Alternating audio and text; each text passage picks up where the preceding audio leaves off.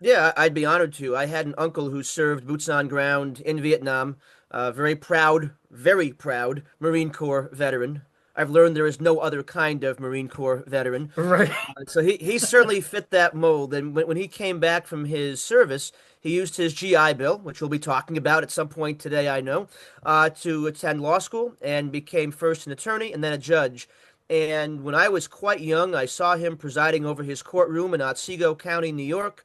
I was impressed by the entire scene, and in my squeaky 5-year-old's voice, I proclaimed that day that I was going to be a judge like my uncle. And he said, "Well, you'll have to be a lawyer first." And I said, as a 5-year-old is wont to do, "Sure, I'll be that." Fast forward to the time of my life when I was indeed applying to law schools.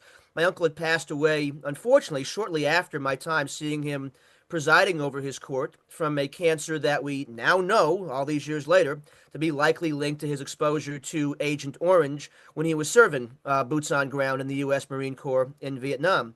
And I asked the leadership at Albany Law School, "Are you doing anything with the VA hospital that's diagonally across the street from the school? If so, I want to volunteer my time in my uncle's memory." They said no. And then my parents said, kind of half jokingly, "Well, I guess you'll have to start something." The expression, I think, is that fools rush in, right? So I rushed in.